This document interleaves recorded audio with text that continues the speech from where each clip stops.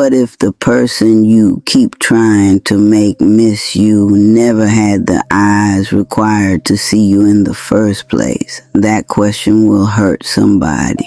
Good. Some pain comes to pull the splinter out, not to make you bleed for entertainment, because you have spent too much time calling it heartbreak when what actually happened was this. You gave someone front row access to a woman they only knew how to use from the lobby. You let them touch the parts of your life that took generations to build. Your laugh after grief, your softness after survival, your way of making a home out of an ordinary Tuesday. And they treated it like room service. Then you left, and suddenly they were shocked the building stopped serving them. Not because they loved the architecture, because they were hungry. There is a difference. Let us clean this up. Not every person who says they miss you is grieving you. Some people miss the version of life where your number still worked. They miss the way you answered before the second ring. They miss the emergency softness you kept in your purse for people who never carried anything for you. They miss being forgiven before they learned the shape of accountability.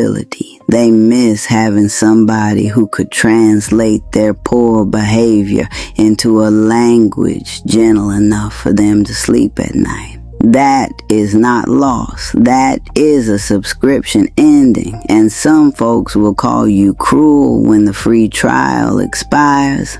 Let them. The problem is not that they are confused. The problem is that you have been trying to write a dissertation for people who only wanted the headline. She will always be there. No, she will not. Not if she finally understands that availability is not a love language when it is one-sided.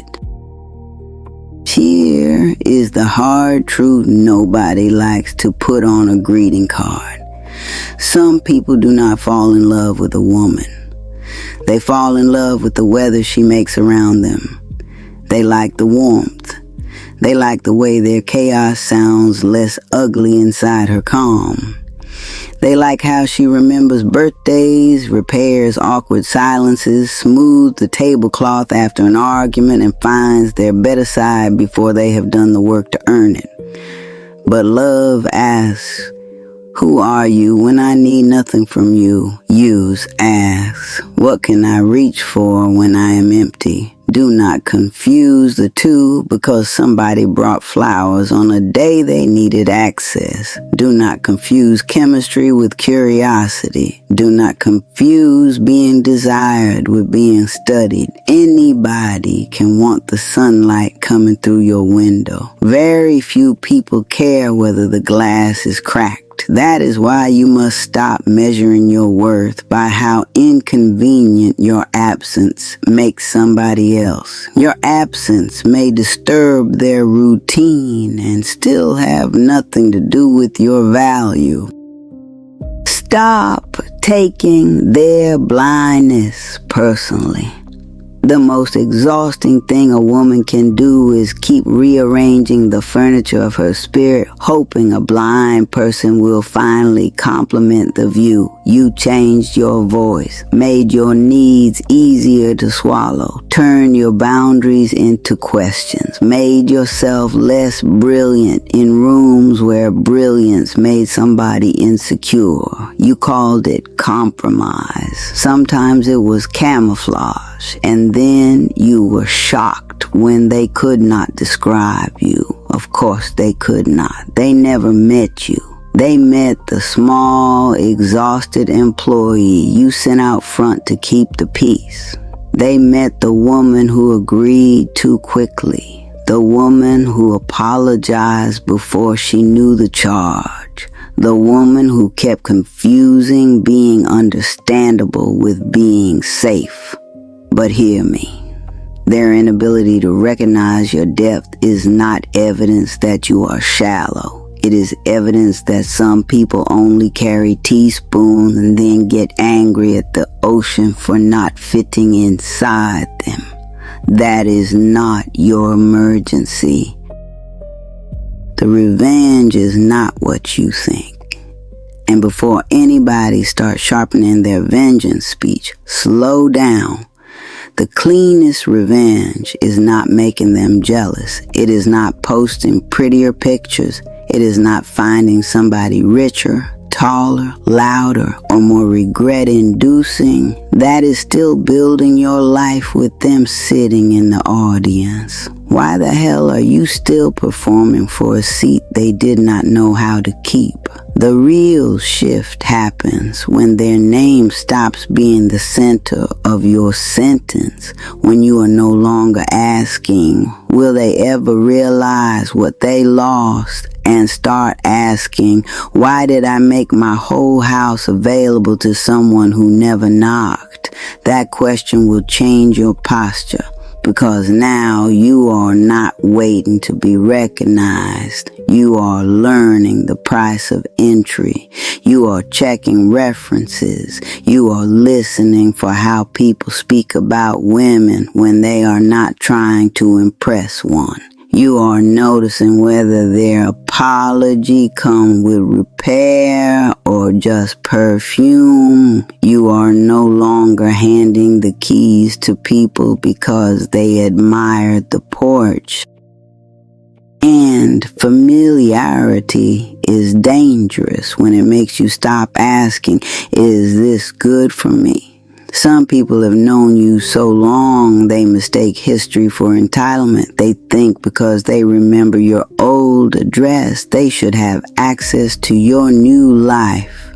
They think because they once held you while you were breaking, they are entitled to the woman you became after you healed. Absolutely not.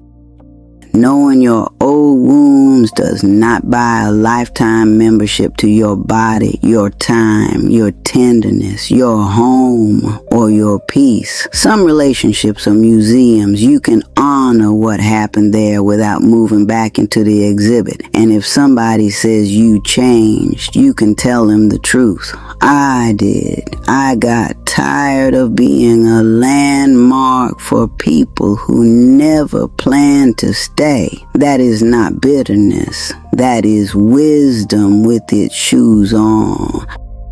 Here is the life-changing term. The lesson I want you to carry until it starts changing the furniture in your mind. You do not need to be understood by everyone who had access to you. You need to become so honest with yourself that access starts requiring alignment. That means you stop giving your deepest self to people who only show up for the summary. You stop calling someone confused when they repeatedly benefit from misunderstanding you. You stop translating your boundaries into bedtime stories for grown people who hear no and start looking for the loophole. You stop auditioning for roles in people's lives that require you to disappear to get the part. And one day you will look back at the person who could not see you, and it will not feel like a wound. It will feel like finding an old receipt for something you overpaid for. You will not hate them. You will not need them to ache. You will simply understand they were standing in front of a whole woman with both hands full of convenience, and they still thought they were empty. That is not a tragedy you have to carry.